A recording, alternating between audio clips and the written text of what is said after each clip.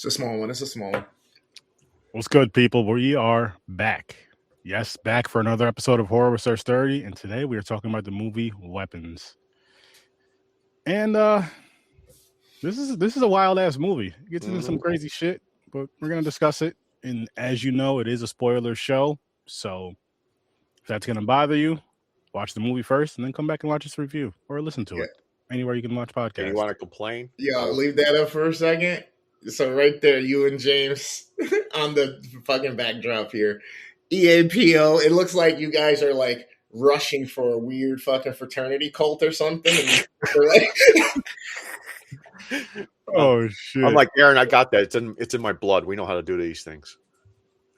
Yeah, see, I don't want to be a part of that wild shit. You know, it's always crazy. It's like some fucking hippie white dude, and everybody believes just gets attached to him. Like, yeah, I'll follow you to death.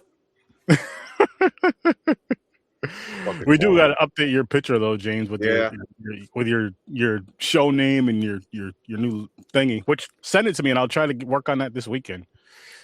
All right, need a chance, but yeah, we got a guy Fade Theory. Yeah, Gamer, myself. We're all here and having a good time tonight. We are gonna have a good time tonight.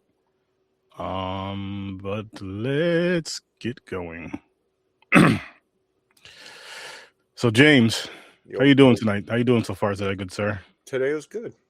Chillax day. You know, I worked, but I worked. You know what I mean? I watched a couple movie, watched YouTube. You know, I was chilling. It was a good day. That's good. That's good. How about you, Gamer? I'm in fucking shorts and a t-shirt for the past like 3 fucking days. 75, 77, 80 degree weather. Like tomorrow's supposed to be 82 or 83. The next day, like 86. Like bullshit. I'm chilling.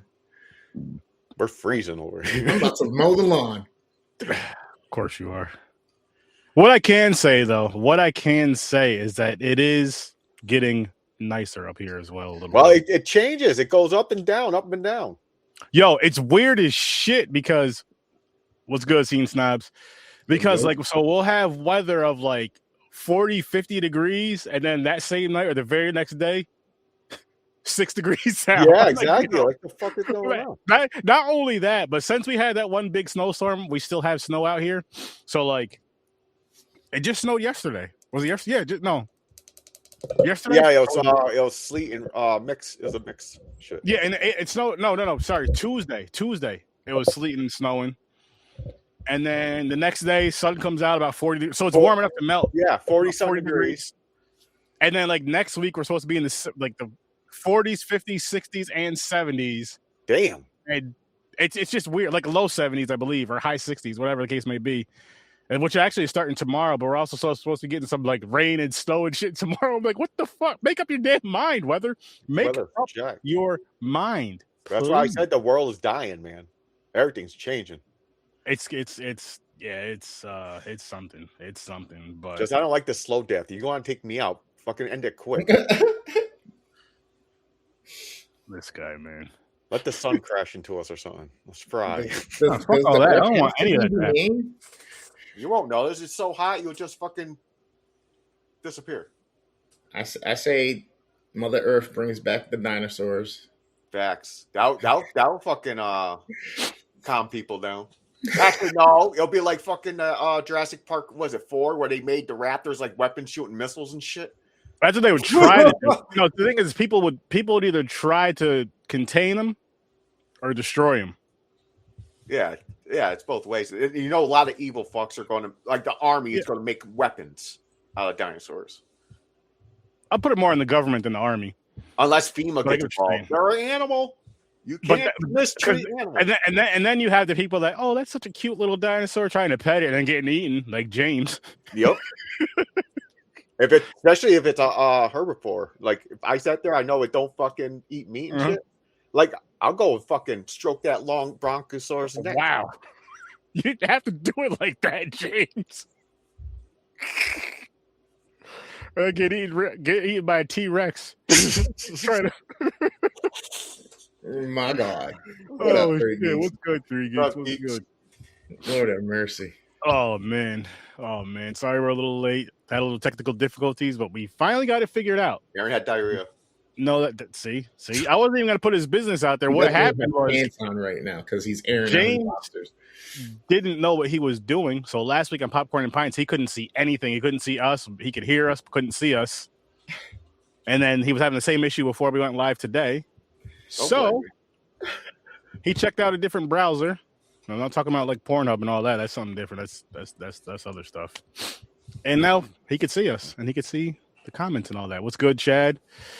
How's it going, everybody? How's it going, everybody in the comments? What's good, chat? It's our norm. The only one we're missing is Grandizer. Grandizer's gonna pull up at some point. Oh, he always does. Bring some company. Bring some company too. He's die hard, man. This is. I question it. I go, why? Because no, fuck that. Don't say it, because this is some awesome fucking content. That's why. This is the best horror podcast out there. Popcorn and Pints, one of the best movie podcasts out there. When he pulls up for the scene stop, again, same shit. That's why, because we're the fucking best. That's why people pull up to this. Bring your friends, bring your family. This is a family show. It's just 21 and older. Facts. But we're gonna dive into this weapons movie. So I'm gonna kick it off with you, James. Yep. Okay. So this is the second time watch. Early rating. I'm going to give it. I'm going to say 8. Nice. I was gonna say early rating, no reason. We'll jump into the reasons in a little bit. How about you, gamer?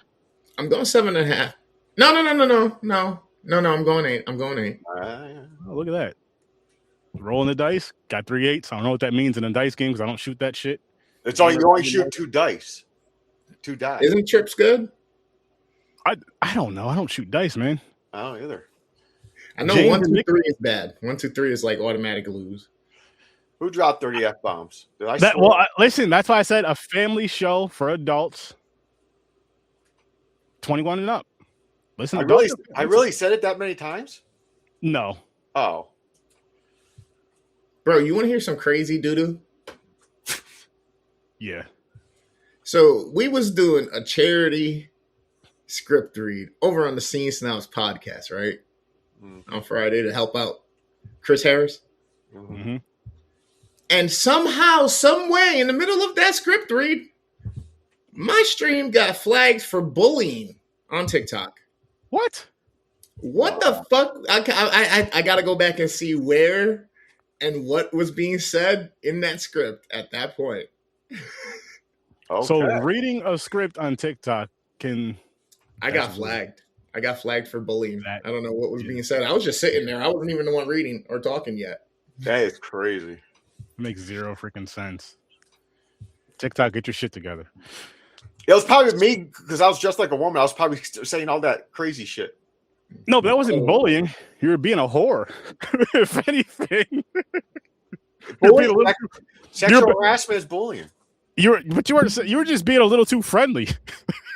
Because you weren't bullying or sexually harassing anybody. You were just in your character trying to sleep with every character in the movie. I dressed up like how I would be if I was a woman. I would be a whore. Wow. I said this before. I was like, I'll be so curious. I'll see what could fit in there. TV remote. God. I'm glad you're not a woman, James. I know, me too. Because I'll be one of those skanky ones. No offense to the skanks. You guys got blocked in Russia? Man, who got what? That's awesome. That's awesome. Yeah. I guess everybody says they like me saying crazy shit until I get canceled. You won't see me ever again. Russia doesn't allow fake news, I guess. Oh, Mick said a 9. Mick gave it a 9? Oh, wow. Nice. Okay. Yeah, so this too was my like you were saying, this is my second time watch as well. And honestly, I feel like this is one of those movies I feel you should watch a few times, maybe more than, and maybe a little, like the first time I watched this was a few months, sometime the end of last year, I don't remember when. I feel like this is a movie you should watch a little closer together, a couple times, maybe 2 or 3 times, because you may miss some things, which I know I probably did both times, just because it happens. There's a lot that goes on. There's a lot of little small details that go on in this movie, which I did enjoy. And basically, it starts off with a classroom full of kids, 17 to be exact. Mm-hmm. They all leave their homes at 2:17 a.m. Here's the crazy part for me, though, right? And it was all from one class. There was only one kid that stayed there, a kid named Alex. There's a reason why. Yeah. We'll get to that part. But here's the part that got me a little, like, I guess angry in a sense, is every single parent blamed the teacher. But my whole thought is, listen, those children, your children were under your roof, under your watch. How the fuck is that my fault? Yes, they were all in my class, but I had nothing to do with this shit. They all left your house at 2:17 a.m. Dude, I don't get it either. I would sit there and be like, to the teacher, like if I was the teacher, I'd be like, I'm one person. How the fuck I could kidnap 17 kids in 10 minutes for a whole town? Well, we do find out how. Not her. We find out how, but I don't have what that. happens with it. I can't. But no. But still, though, it's like, yo, what, like, how did they just get up and get out of the house so easy, so quiet, without you hearing a thing? You know, without you not noticing a thing. You want to know my best part about that? When the kids are running, they're doing the Naruto run. They got their arms out like this. Oh, yeah. Yeah. I was like, yeah. The Naruto run for everybody. Hell yeah, everybody. The anime run. Oh, it's definitely a story. Yeah, it's a good story. I like how they pick it up. They're like, they went from the teacher, Archer, the cop, the meth head. So there was, the teacher was Justine, the cop was Paul, and the drug addict was James. Yeah, it was. And they all, what I liked about this too was, and then the one father, what was his name? I have it in here somewhere. I can't think of the father's name. Archer. Thank you, Archer. One thing I did like about this is, like, with the main handful of characters, there was also Alex, who I believe he was a school principal. Oh yeah. And what I like, well, anyways, what I'm getting at is with a lot of the characters, they showed like everything leading up to certain points from their point of view. Like they would show it first from Justine's, then from everyone else, like up to a certain point of view. And I love that, because you were like, this really kind of digs into the story, digs into details of, or digs into the story and kind of shows like what everyone else sees or feels and what's going on in the town. They even did it for the kid too. He had his own build up to where it meets. Yeah. James just kicking in the tent with his syringes, pretty much. You gotta remember, it's laundry night, so I'm naked. But it's raining. I had to go hang my doo-doo stained underwear in a tree. It was pouring out.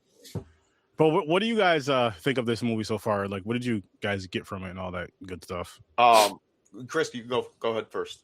You can go. I can't stand. Yes, she's annoying, but shit, man, blaming that poor teacher, and then just listen to her. You know what I mean? Just listen to her for a second, and like, let's try to figure this out. Like, I mean, he had her dark sides too, you know. Oh, she did. It just sucks, because the second somebody just points a finger at you or think it's you, it's like, now you have to disprove this at any point, and then no matter what you do, it's a fucking catch-22. You go to try to prove yourself, and then now you're being fucking weird and creepy and blah, blah, blah. Like, okay, so what? Let me go hire a fucking private investigator and spend money, but he can be weird and creepy, but like, it just fucking makes no sense, bro. Well, oh, she but would. Yeah, other than that, I really enjoyed the movie. I like the premise of the whole, there's aspect of like supernatural and magic, and then like this whole aspect of fear and the control and stuff. I really liked it. I thought it was a great play. I like how fucking the granny or the aunt or whatever the fuck she was. Aunt Gladys? Yeah, like she really knew how to play and manipulate and just make sure, all right, look, I'm going to show you what's up and what I can do. You wouldn't want me to do this to you now or do anything worse to your parents now, would you? And it's like, God damn. Yo, the example she showed is when they were stabbing herself with a fork in her face. Yeah. Yo, that's wild. That shit was crazy as hell, because I was just going to say that. So she basically, what's the word? She takes over their minds. I can't think of the word. Yeah, it's like a brainwash. You know. Yeah. Not a game. What? bot. Yeah, this is a great game. Which It's should called, probably make it interesting. Circuit Jerk, but we only No, got it's 3 people. no, So it's the devil's triangle. No, we ain't doing that. We're not doing that. Oh shit. It's called the Garden of Eden. Gladys was a creepy character. Gladys was a good creepy character. There's a reason she's a witch. Well, yeah. So she did her little witchcraft shit, and maybe that's what makes her so much creepier is that she's a witch, but like in modern term, you know what I mean? Like you don't expect any of that. You want to know what's the crazy? Clothing and the hat and This is what I got from her. It's kind of fucking. So she was a normal witch that goes town to town, whatever, finds a house, a couple, and feeds off their life force. Basically, I think that's what it is because she gets younger. I don't even know. Did they even show her how she does it, or is it they just have to be near her? Are they fucking like radioactive antenna? She's just sitting. Well, but anyways, during this movie, she said before, she goes, "It's not just the parents. Your parents are not just cutting it no more. So the adults are not working no more." She went straight up. The things that are going around in the world right now with the kids. You know what I'm saying? Oh, she didn't Epstein them, but she did take them, all of them. They made it sound like she never did it to kids before, until now because the adults are not working. I don't know. That's what I got from her. But she, the cool thing about that, like the way that she controlled them too, because when you seen her from Alex's perspective, is she was like, when you go to school tomorrow, I need you to take one item from each of your classmates and then bring it back to me. And she's like, then I can help your parents, which again, going back to when she's seen how his parents were under her control. They were like locked in at the dinner table, not saying anything, not doing anything. He was calling his dad. His dad was just like staring straight ahead. And then Gladys did something and the parents just picked up their forks and just bang, bang, just stabbing themselves right in the cheek multiple fucking times. So is this straight up mind control? Or is it her imagination? Whatever she thinks of will happen. No, it's like a mind control thing because remember because she did something. Remember when she went to I forgot. No, I know she takes over her mind, but I'm saying how she control it. She's not telling them. They basically do it just by her looking. Well, it's like her witchcraft shit. Because remember when she goes to Marcus? That was the guy's name, Marcus, the principal, not Alex. Sorry, I got the names mixed up. Marcus.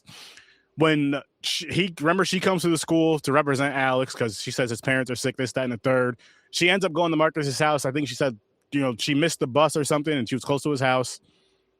She goes in there. She asks for a bowl of water. Wild. Well, and she gets, I believe, what is it? Marcus. Somehow she gets Marcus's hair. She cuts Marcus's hair, throws it in the bowl. She has his ribbon. His ribbon. She had his ribbon. It was the guy. She has his ribbon, and she cut the boyfriend's hair. Yeah. And then she threw all that shit in a bowl of water, and I believe she put blood in there and shit. And Marcus attacks. She stabs her finger and rubs the blood on the stick. And then the hair wrapped around her or whatever with the water and all that shit. Then Marcus is like under her control or whatever. And to where they're like in a trance almost. And he just goes right after his boyfriend. And he headbutts him to death, literally. Crazy. Yeah. That was wild. Threw up a bunch of black shit on him and just headbutted him until his face was damn near, it was just smashed. Like smashed in. I was like, holy shit. And his main goal is to go and kill the teacher. Yeah, Justine. Because after that, because she cut, which skip this part, but she cuts because I was saying how Justine's kind of being like a private investigator, so to speak. She's like, looking out at Alex's. I believe she's starting to stay the night and like looking out at Alex's house. She's drunk as shit when she's doing this, though. That's where she fucked up. But I remember when earlier she goes to Alex's house, she follows him. They tell her she shouldn't be following him home, which is very true. But she follows him, or she goes to his house one day, and she notices all the windows are covered in newspaper. Every single fucking window's covered in newspaper. And then that's why the aunt comes into the school because she tells the principal about that, this, that, and the third, just to fill that part in. But what I wanted to add into was James, because Paul met James when James was trying to break into a building to steal some shit so he can get some drugs. Mm-hmm. And when they showed James' perspective, they showed him running away from Paul. You know, Paul ends up catching up to him, checks his pockets, gets stabbed by one of James's magical syringes. He knocks James out. Doesn't realize that his dash cam is on because he does it right in front of the cop car. So he unplugs the camera, and as he wakes James up next to his car, up against the wheel or whatever, he's like, "Listen, get the fuck out of here. I don't want to see you again." Blah blah blah blah blah, and just try to cover his ass. But from there, from Paul's perspective, he ends up going back to his tent, trying to do some drugs, need some more money. Need some more money. Then you see him walking around talking about somebody he has a job, this, that, and the third. This is before he met up with Paul, talking to somebody on the phone. He's going through cars, stealing shit. He tries to sell to a pawn shop a kid's tablet, headphones, and it looked like a little iPod type deal. It was like a little MP3 player or something. That's what it looked like, at least. Just saying that, just kind of fill you guys in with that. Then we jump to, this is after he meets up with Paul, and he actually goes into Alex's house. He sees that there's newspaper all around, but he needs his fix. He's not taking any fucking drugs. He's so fucked up as far as like drugs that he tries to walk into the front door. That's crazy. But it was locked, so he goes around back, he gets in, and he's going through the whole house, upstairs, downstairs, stealing shit. He goes in the kitchen, steals a bunch of silverware and shit. But he's putting everything in a pillowcase, which he got from somebody's bedroom. And then as he's about to leave, I believe he's about to leave, at least. It seemed like it. Or no, actually, shit, before he's about to leave, he's in the living room, and he sees, it looked like a Retron game system console. He's going to steal that, and he looks at the TV. There was nobody in the living room at first. He looks at the TV screen. He sees the parents' reflection, and it's Alex's parents just literally just sitting there on the couch, just staring forward, not moving nothing. He's like, holy shit, hello, blah, blah, blah, talking to them, waving at them. They're not moving. So he just fucking steals the Retron, right? And then as he's about to leave, he goes to, he was walking out, or he's walking, down the hall or whatever. He notices a door that he hasn't been in yet. He opens the door. It ends up being the basement. He goes into the basement. That's where all the 17 kids are, and they're all just staring at a wall. And he made a noise or something, or said, oh shit, or whatever, and they all look back. And he was like, oh shit, sorry. And he just booked it. He ran up them stairs and he did get out of the house. But as he's going out of the house, the parents started chasing him. He opens, unlocks the door and all this shit and runs out the house. You would think, from the first time I watched this, you would think the parents were going to run after him. Nope. They just fucking slammed the door shut and probably go back to sitting down and watching nothing. And from there, he goes to the pawn shop, sells all that stuff. I believe he gets like $100. And in the pawn shop, he sees reward $50,000. Finding these 17 kids, which I think $50,000 is kind of cheap. We're finding 17 missing fucking kids. Yeah. That's besides the point.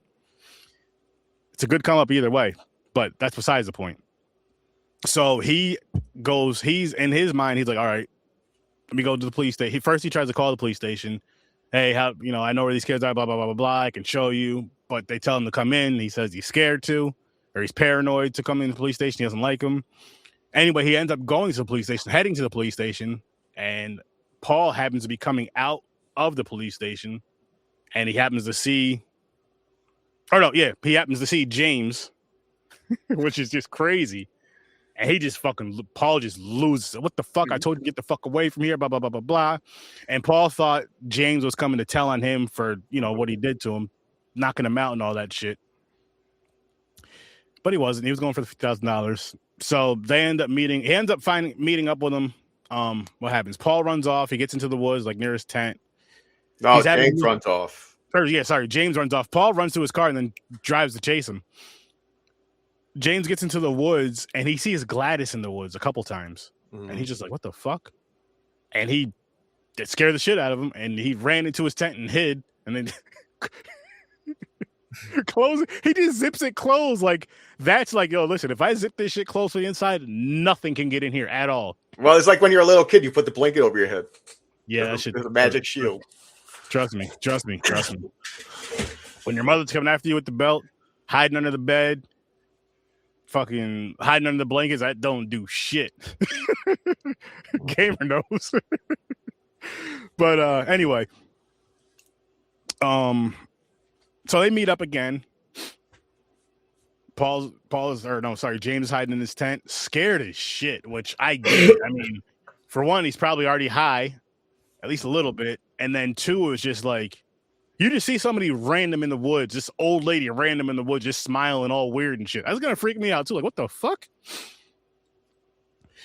So he hears, the tent opening up. He has some syringes by him, or like a bunch of syringes by him. He grabs like 3 of them in his hand. So right when somebody comes in, he's going to just stab him. Paul happens to be the one that opens it up. And before he can even see him, he just lunges and just stabs right in the face. And Paul's like, yo, what the, you fucking stabbed me again. Yeah, he was pissed. And you would think he's worried about, he sees him and he chases him down. You're making it worse. What the fuck are you doing? He had a temper. He just snapped really quick. Yeah. Yeah, well, again, he thought that the kid was going to go there and tell on him, and he would be in a lot of trouble. Because you have to look at it like this. His wife knew he cheated the night because he was out all night. His wife knew he cheated. He got stabbed in his index finger with a syringe. Doesn't know if the kid has anything or whatever the case may be. So he's mad at that. And then he thinks the kid's going to come tell on him. So he's just like, fuck, now I'm going to get suspended or lose my job on top of the shit that's going on with the wife. And I'm just like, ooh. He's angry. He's real angry. Mm-hmm. So eventually they start talking or whatever. After Paul pulls the gun out on James, is about to fucking blow his head off. He's like, wait. I know where the kids are. I can show you right now. Gets into the cop car. They start talking. He's like, hey, kid, do you have anything? He's like, what do you mean? Do you have AIDS? He's like, I don't think so. And he started asking him some other shit. He's like, I don't know. He's like, I don't know, man. But they end up going to the house. Paul leaves James in the car, goes into the house. Right? Goes into the house by himself. Door gets closed. Gladys did her magic on Paul. He comes lunging out again aggressively to try to get James. James escapes for the moment. Doesn't he? Mm-hmm. Yeah, James escapes for the moment, for a little bit. And this movie, though, it gets like, I love how it goes up and down with the intensity, up and down, like that too. Like once it gets rolling, once it gets started, I'll say after maybe Paul and James's first encounters, when it really just, it's on like a roller coaster, but not. It's like up, down, but like the down part points aren't boring. It's like little information fillers and all that, like. For example, when the teacher's trying to look for the kids, when she's sleeping in the car and all that stuff, and little things like that. I'm gonna tell you what though, Paul tore that shit up. No, I blame the teacher. The teacher, he didn't want the drink. She talked about it. He's a grown man. She didn't force him to drink. He could have easily said no.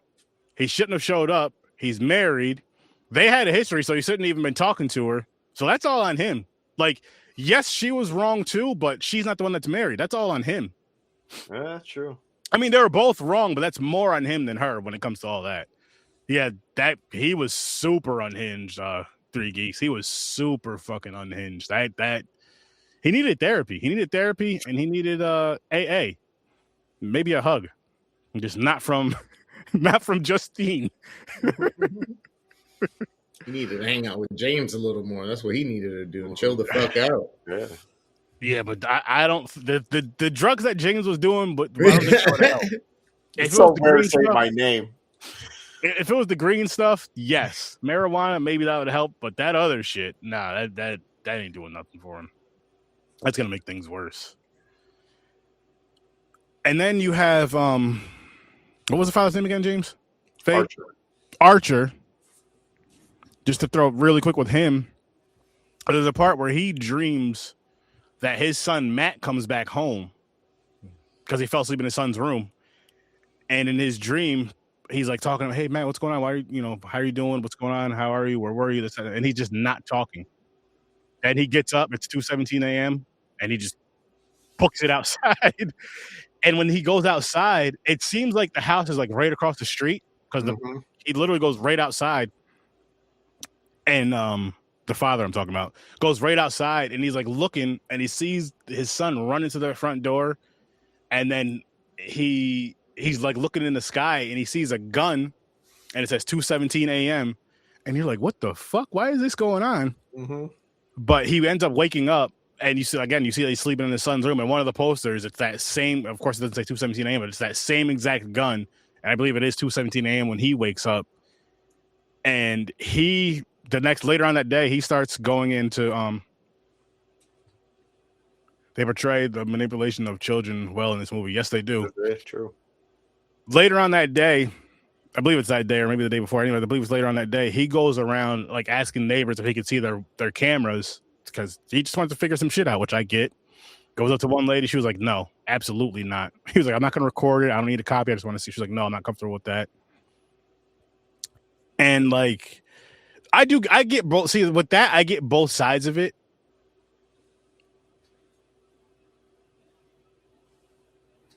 The adults suck. Yeah. I get both sides of it though, because it's like, one, listen, we're trying to, like, with her being uncomfortable with it, him coming in to check out the camera, I understand that part. But I understand his part too, where he's like, listen, I want to come in there, I want to check the camera. Just maybe something can add up. Which I thought was a little strange in the sense of, okay, so you guys all blame this teacher, but you're not all getting together to try to figure shit out at all. You're just blaming the teacher, and then that's pretty much it. And what's crazy too, he came up with this idea to go get cameras. Wouldn't the police already done that? I mean, they should. Well, then that police force sucks. They should. Don't call them. But at the same time, though, I guess if it's one of those things to where, because he'd be watching that shit over and over and over again. And it's like, okay, so let me watch it from your angle, or fucking let's all watch from all these angles and kind of see what direction they're going in, what's going on with this shit. And it didn't happen like that. It didn't happen like that. But oh my goodness, this was such a good movie, man. This was such a good freaking movie. Like Jason said, it was one of my top movies I've seen that year too. Last year. Yeah, it probably is for me too. As far as like a first time watch for last year.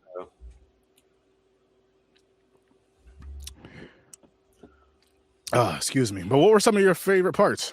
Okay, so before we get to the end, my parts I loved the whole thing, actually, the whole thing through.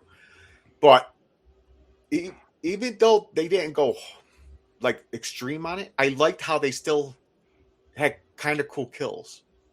Mm-hmm. Like especially the end where the kids ripped the fucking witch's head off, ripped her apart. Yo, it was wild. Stab a thumb in her eye and shit. I thought that effects were cool. I was like, yo, that's awesome. Speak. Say, since you brought that up, when the kids came out of that trance somewhat, just under her spell at least, when they started all chasing her. What was funny about that is when she heard them all running and she looked scared, ran out the house. She was just running, and then like running through people's houses and yards, and the kids were opening doors. They were literally just jumping through everything. Dude, it was like the Incredible Hulk running through a town. These kids were just busted through doors and windows. It was wild. 17 Hulks. They all know parkour. Yeah, when I'm watching it, the first house I believe it was the first house they went through. You see one kid jumps through the window and then just running across the counter. I was like, holy shit. And everybody that's in the houses are just like chilling, eating or talking with their family. They're just like, what the hell? What's going on? Type of deal. And I'm like, yo, this is crazy. Yeah. And then for some of the ones where they like ran through the yard, you just see her yelling and screaming, and they're just looking at, some people are just like looking out the window like, this is all shit. One dude's fucking one dude's mowing his lawn, happens to look over, hears her yelling and screaming, and he just like stops, sees all the kids chasing her.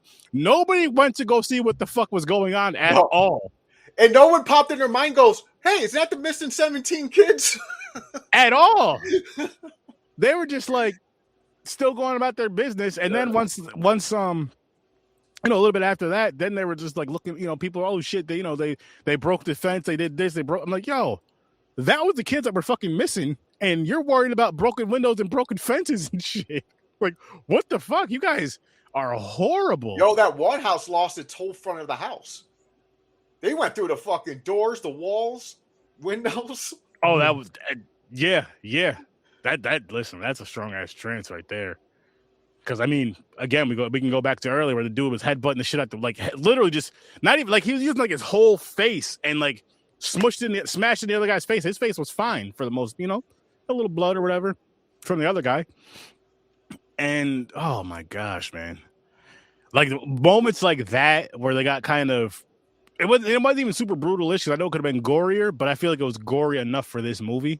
Mm-hmm. And one thing, this way, this right here. Oh, I thought he was gonna rip apart. Yeah. When Justine falls asleep, she has a dream that all the kids are in her classroom, sleeping. Like it's dark, they're sleeping, and again, you see him, Alex, with that. Pretty much with his aunt's makeup on, and it didn't dawn on me till today watching the movie. I'm like, holy shit, that's how that connects with his. That's why he was the only one. I mean, of course, we figured out later, but that's why he was the only one that didn't get under this trance because it was his aunt, and he was a part of it because he helped her. He didn't know any better. He just helped her because she was like, listen, you do this, and I'll, pretty much save your parents, which she did not. She did not. But yeah, man, I really like this movie. I really did like this movie. The witch, the aunt, fucking set up like traps with humans. Don't cross the salt. As soon as you cross that salt, they attack. Yep. It's like boom. I'm like, oh shit. Yep, she did tell him that don't cross the salt.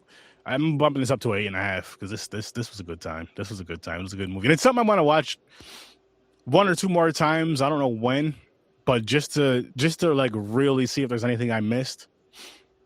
Because this is, like I said earlier, this is definitely one of those you want to definitely really check out and kind of like just watch a few times in case you miss something. Similar to like The Long Walk and even Him.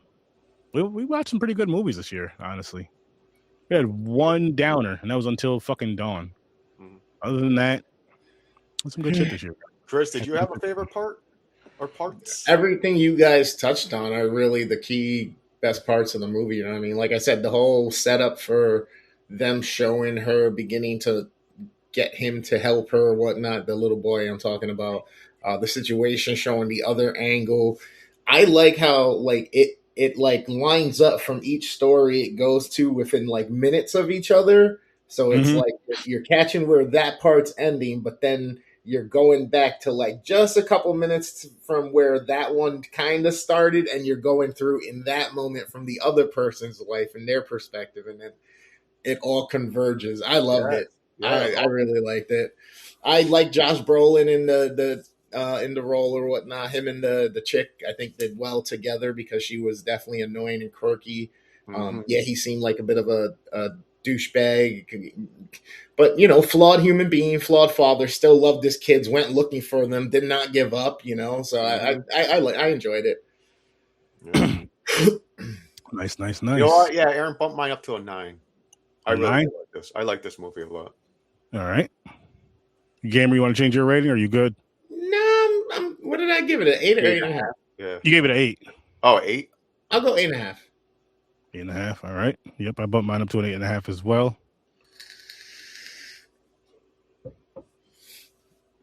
Yeah, the fucking after headbutting his boyfriend to death. Yeah. After the principal headbutted his boyfriend to death, when he just goes or husband. I don't know if they were married. They could go straight to the gas station after Justine. I was like, this, yes. Got a lot of stamina for a chubby dude. He ran across whole town. Again, that's that trance though, because those kids were running through doors and shit. That's that trance. Runs. Imagine. I know you get super powered and shit. Yeah, it's like listen. I don't need the whole full. I just need to be able to like be a lot stronger, faster, and have more stamina. That's it. I don't need all the extra shit. I don't need to be under your control. Just help me out with this. Even if they make it where they don't have like no spot powers or anything, I still am not going to flaw it because I love those scenes when the kids were blasting through the windows and everything. I thought that was so cool. Yeah, it was cool. It was like it was a cool scene, but it was also funny in a sense too. Yeah, because you didn't expect it because the kids just come flying through. You're like, oh shit. Yeah, Especially the first time seeing it, I was like, "Oh shit, Bro, this is fucking Project MK Ultra Kid Edition. Yeah. Fucking crazy. It's crazy that they named them weapons and everything. But yes, I mean, bro, like, it doesn't say, right, how many towns or how many, like, do they actually know, like, how many times she's done this or whatnot? It's No. So there is the vague. question then, so what happened to all the rest of her weapons? Are they all collected somewhere? Is she like That's what I'm the saying. Sith leader and she has a whole empire underground somewhere of fucking kids waiting to be unleashed? Or she just absorbs to their life force and they die and she moves on. And the Talk thing about is, she didn't say, I expendable need 2 workforce. kids. She goes, I want your whole classroom because I need a power up really good. I need 17 people, 17 kids to fucking feed me. They never show how she feeds though. I think unless I missed it, I So was like, how is she doing it? They're supposed to be. I don't know if it's a rumor or not, but making a prequel to this movie, Oh shit! and it's about It's about Aunt Gladys. Nice. So if I hope that does happen, I'm not sure if it's 100%. That'll answer a lot of questions. Yeah, that makes sense. And that's going to be dope because she's the most interesting character in the whole movie. That will answer a lot of questions, and it may be one of those things where it's like, you know what? Seeing that was how I'm watching Gladys, now I have to watch this again, and it'll probably connect a lot of fucking dots. So hopefully they do it. Hopefully the writing's as good as this. But I mean, I like Zach Cregger. He's pretty dope. He's pretty dope. What else has he done? He did Barbarian. That was a good movie too. I still haven't seen it. Barbarian. Oh, you didn't see Barbarian? Yeah, so don't tell him nothing. It's a twist. No. This is what I'm gonna say about Barbarian. Don't even look at the trailer for it. Yeah, You guys already know I don't watch horror trailers, but Barbarian was one of those horror movies that came out a few years ago that literally you heard nothing about. Right? they did not market that movie well. even on social media, like, you know how a lot of times you'll have people talking about a movie and like spoiling it. They weren't even doing that for this movie from the groups, from what I saw, at least. Yeah, I'm not saying everyone, from what I saw. And people were just like, yo, go into this movie blind. And Justin Long is also in that movie. Okay. Or Justin Long is in that movie, and Georgia Campbell's in that movie, which I freaking love her. But it's one of those movies where you're just like, holy shit. That movie was dope. So definitely go check that out. Barbarian. All right. Definitely check that out. But gentlemen, I think it's time to pull up our weekly rentals. I'm gonna kick it off with you, James. All right. So let's go with boom. I've been lazy this week. I watched one movie this week that it wasn't the pod movies. It's Dark Nuns. This is up my alley. It's Possession. It's about this one nun. They do was it unsanctioned exorcism? Mm-hmm. They're trying to save this boy, and she's also dying. She has uterus cancer. You know that? Yeah. And it's spreading. So she wanted to save him before she basically dies, and then she finds this other nun that has the ability to see ghosts and shit, like and stuff like that. So they team up, and they try to get this demon out of this fucking kid. And nice. I'm not going to give the ending or nothing. I don't want to give too much away, but I enjoyed it. I'm going to say 6.5. Okay. So I would pay the late fees. Oh, so it's worth the week. Yeah, nice. Yeah. Like, because it was good enough where, like, it's like this. Like, you're like, oh, I gotta go return this movie. You stand up, you're like, I don't feel like it. You sit back down and just take the fucking hit. You know, that's what. Yep. That's fair. The other one is a show that I wanted to start a long time ago. Mick told me about it. It was Apple TV. I didn't have it, but now it's on Prime. Oh, nice. It's the Monarchs things, the Titans is basically Godzilla realm universe, and the season 2's coming out, and I heard they're going to show Godzilla in it, and I was like, yo, I got to catch up. So I started I'm on episode 3. Nice. Yeah. Did you digging it so far? Oh, I like it. Yeah, it's kind of still built like a movie in a way. Like, it starts off a doctor on Skull Island, like a Indiana Jones motherfucker. I don't know what they're Mhm. called. And he has something in a bag that basically talks about where he's at. And he throws it in the ocean, and this giant spider comes. But yo, there was a battle right in the beginning. It was cool with with fucking these giant things, giant fucking rock crab. The guy was standing on it. He thought it was a cliff. Just got up, and then that thing and the spider just started fighting and shit. Damn. No. I may have to check that one out. It's entertaining, That's good. but it's not cheesy entertaining. It's not like So it's like a good story and everything from what you've seen so far. Yeah, so far, That's really good. They're introducing where that corporation Monarch comes from. Okay, How it got built and all that stuff. So yeah, it's interesting. I'm digging it. So nice. It's a show. Late fees there. I don't know if there's late fees, but I'll pay late fees so far. Okay, I mean, technically, if you go back in the day, I'm sure there were shows, or at least, if not on VHS, definitely DVDs where you can go and rent a season of a show. Oh yeah, that's a good point. There's still late fees. Mm-hmm. Both your watches are worth the late fees. Gamer, you are up next. Good sir. Because I pick winners, Aaron. Had a decent week. I started out with Roofman. Stars Channing Tatum, Kristen Dunst, who I haven't seen in a minute. Yeah, she stopped. I think she stopped acting for a long time. Just after fucking probably 2000, 2001 fucking Spider-Man. I don't think I've seen her after that, maybe once. Shit. And the little guy from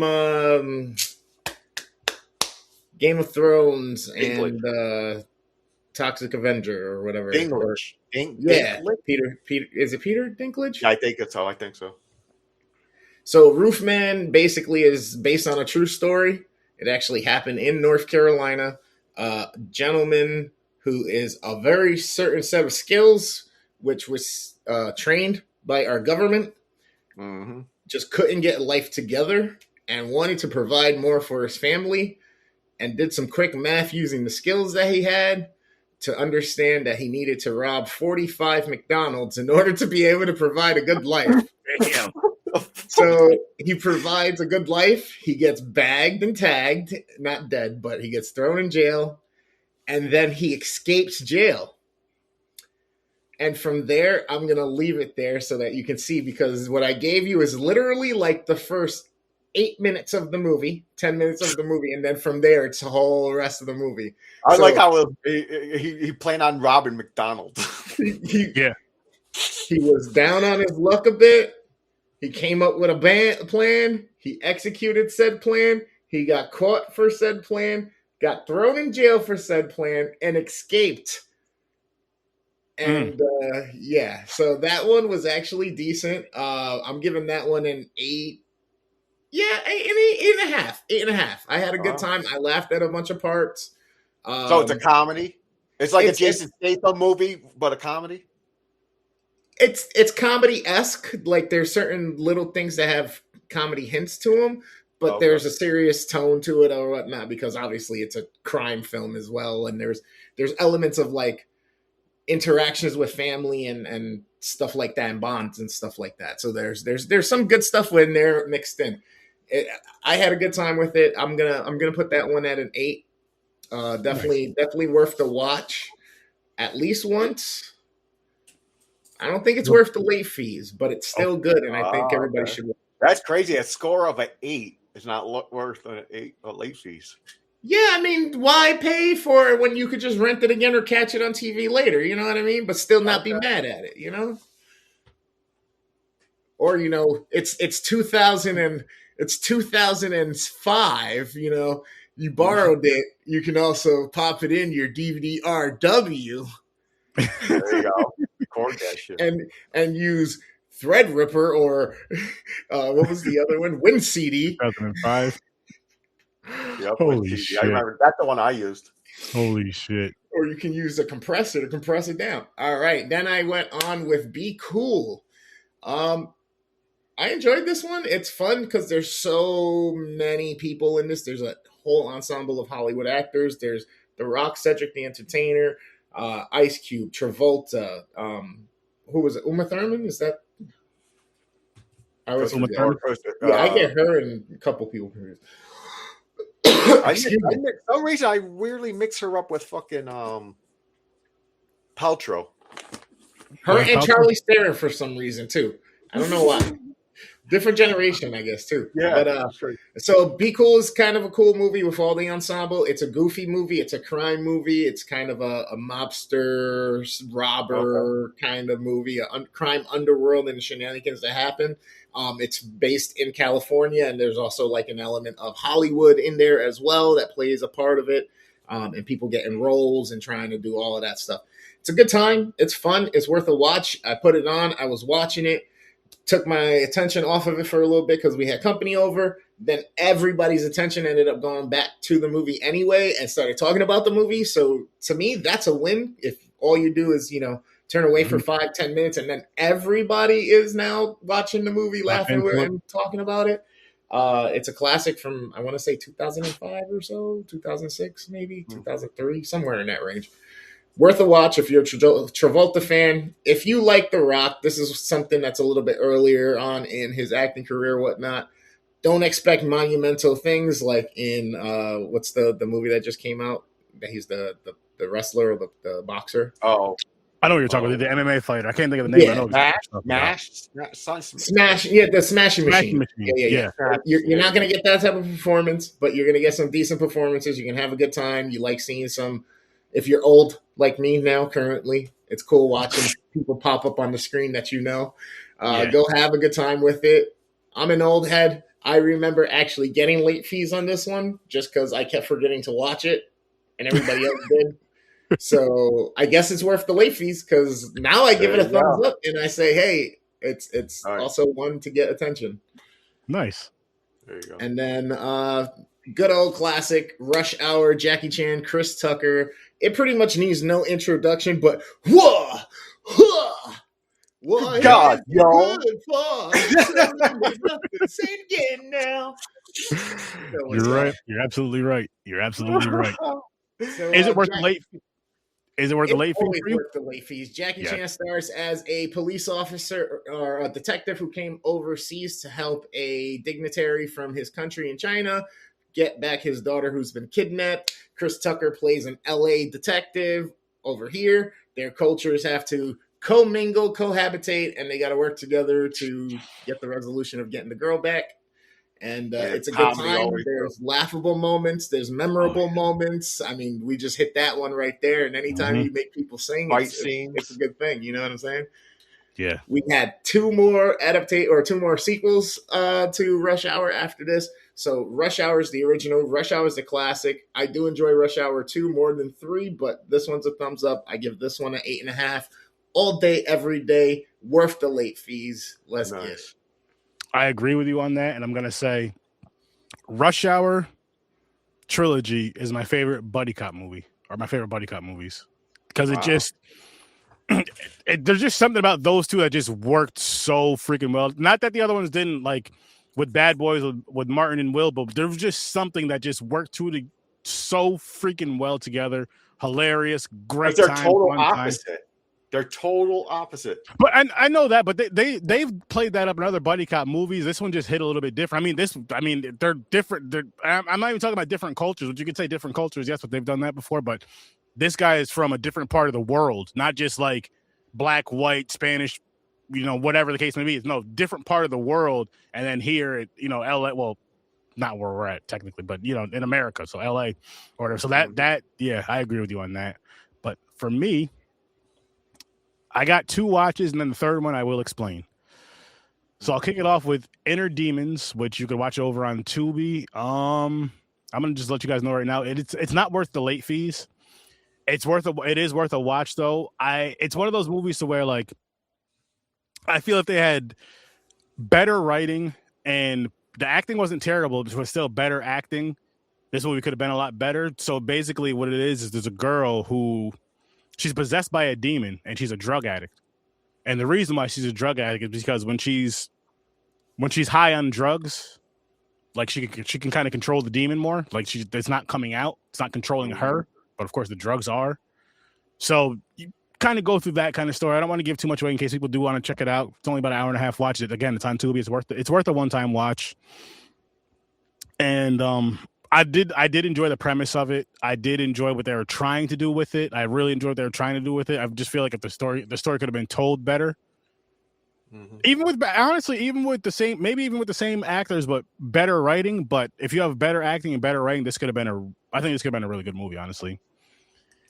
And I gotta check it out, because if you're saying that, then I will like it more than you, because it's my type of shit. With the possession stuff, I think you would. I would like you to check it out and let me know what you feel about it.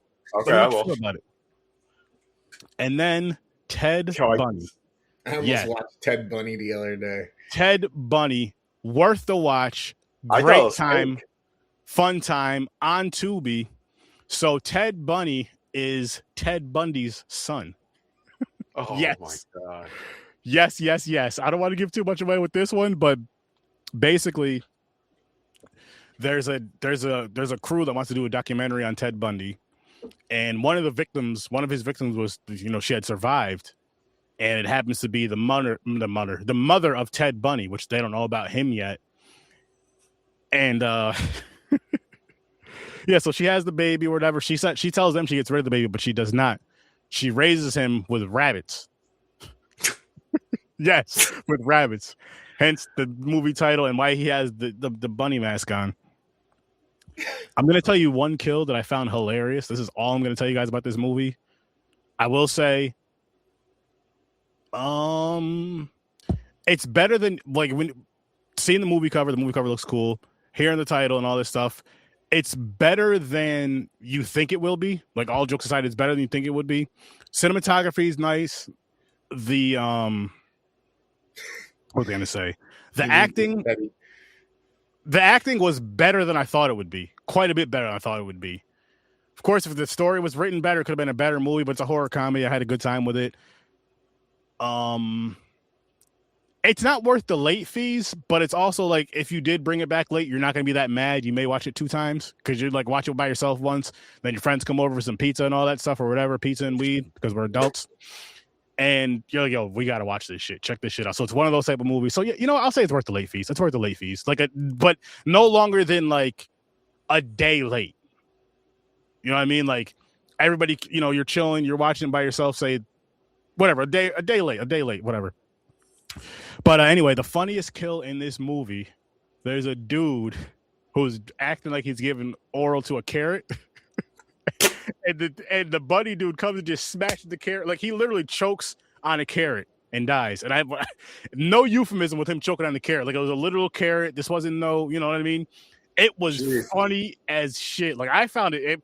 Everybody might not find that scene funny, but I found that shit funny. So I would say, go check it out. It's on Tubi. It's worth the watch, and it's worth a day late. Now, this last movie here, Teddy told me to. I didn't watch it. I'm going to tell you why it's up here, though. So, earlier, I'm just chilling, minding my own chocolate business. Happened to go on TikTok because I was, uploading stuff for this and all that. And I got a message from somebody. So I was like, you know what? Let me check out the message. Someone that we didn't follow each other at the time. We do now. And I got a message from somebody. And the dude was like, hey, would you check out this movie that I was in called, what the hell is it called again? Sorry. Teddy Told Me To, just because the Teddy thing and the rabbit got me mixed up. Called Teddy Told Me To, and it's Ted Bundy. Yeah. Anyway, it's called Teddy Told Me To, and he plays Teddy. I was like, yeah, I'll check it out. And I was like, you know what? I was like, it might be a week or two because, just because I have other stuff lined up. I was like, I'll do a short on it. And I was like, you know what? Better yet, because we're bringing back Stereo Vision on Saturdays within the next 2 weeks, 3 weeks, hopefully. But we're bringing back Stereo Vision Saturday nights at 11 o'clock Eastern time. And I want to do, we want to do weird movies, strange movies, all that kind of stuff, but also focus on a lot of some indie movies. I was like, listen, why don't you come on and review this movie with us? We'll ask you a few questions about the movie, this, that, and the third. So we're going to set something up with that, and that's why I told you guys that. So, again, Teddy Told Me To. Go check it out. It's free on Tubi as well, so go check it out. All 3 of the movies are on Tubi. Go check them all out. Let me know what you think. And, again, be on the lookout because within the next few weeks, I will be connecting with him and setting something up to where we're doing reviews and reviewing the movie and talking to him and all that good stuff because I don't do interviews anymore like that because it doesn't hit the same. Got to do something a little bit different. Don't steal that. Yeah, definitely. I had a fun watch with Ted Bundy. I watched that earlier today. Like I keep thinking about that movie. That is definitely worth the late fees. I might even say 2 days now, just because I'm thinking about it. It was funny, and because you know what it is. It's one of those movies where, like, you know how you watch it one time, right? And you're like, yo, I wish so. And you have friends or family members or wherever that have a certain sense of humor or a certain sense of things for certain films, and you're like, they would have fun with this. I would love for them to watch this. I would love to do a watch party with this movie. That's one of these movies. I'm not saying I'd watch 1,000 times, but Ted Bundy is one of those movies I would love to do a watch party of and just watch it and have a good time and laugh, and for the parts that are funny. What'd you rate it? Yeah. What would you rate this? What did I rate it? I know I wrote it down earlier, but I completely forgot. Maybe a 6.5, 7. Okay. 6.5, 7. If that high. Just because I'm thinking of the rewatch, like being able to watch it maybe 1 or 2 more times. And like I said, it is worth the late fees. So yeah, I think I'll give it that. Now, it is that great time to spin this wheel and see what we'll be reviewing next Thursday. And let's just hope for something amazing. Do they have a graphic where the wheel is like the wheel on Wheel of Fortune and all the tiles have movies? I'm sure we could probably make something up with it. But don't sue me, ABC. Let's see what we get next week, guys. Oh, Whistle's good. Whistle? Aaron, that's another movie I just watched recently. My bad. All good. Next week. If you want to start sending to me like the day of up to 4 movies, I'll just start throwing the things together. I don't think it's gonna land on Whistle. It's gonna land on that. The monkey. I've been wanting to see this movie. I didn't see it yet either. I heard people say it was crap, but is this another Stephen King thing? I'm not sure what this is. I didn't look at the directors or anything for this one, but I don't either. I don't know nothing about this except for it's a toy fucking monkey with the symbols. Yep. All right, cool. I always wanted to watch it. Same. And again, we're doing movies from 2020. Some are from 2024. Most are from 2025. There may be 1 or 2 2026s in here, but most are 2025 movies that we are going to be reviewing for most of this year. Of course, we have Sturtoween, which I got something planned for that. I'll let you guys know when that's closer. And then for Backpacking with Sturdy, where, we virtually travel and watch foreign films from July to August. I actually got a few things, still working out a few things with that, but I can't wait for that. But other than those 2 things, that's what we'll be doing for the year, is just watching movies from last year mainly, and maybe 1 or 2 from 2024. But you guys should definitely go check out Weapons if you have not seen it yet. It's definitely worth the watch. Put your phone down, tell your kids to shut up, and just watch the movie. Because it's seriously, it's one of those ones where, like, you can't be like how Gamer was saying, how you like turned away for a few minutes and then got back to it with like the whole group. This is one of those movies you don't want to turn away for 10 minutes. You're gonna miss something that you're like, how the fuck did we get here? You know what I mean? But it's definitely, like, again, it's definitely worth the watch. It's worth the late fees as well. Yes, Weapons is worth the late fees, in case you were wondering. 100%. But I want to thank everybody that's watching live. I want to thank everybody that's watching later on. I want to thank everybody that's listening later on. I want to tell you guys to, have a good day, have a good night. Make sure you check out WorstDamnGamerEvr. Make sure you check out Fade Theory. Make sure you check out Popcorn and Pints, which actually on Popcorn and Pints this Saturday, we are reviewing Cold Storage, and good luck. Have fun. Don't die. So hopefully those are 2 good movies. Hopefully we have a good time with those movies, and hopefully you guys tune in and have a good time with us reviewing those movies. And then make sure you get back here next Thursday at 8:00 while we review The Monkey. Yes, right here on Startovision YouTube channel and Horror Research 30 everywhere you listen to podcasts. Spanking the monkey. That's what James is probably going to be doing when we get off of this. With that said, I'll see you in your nightmares, and peace.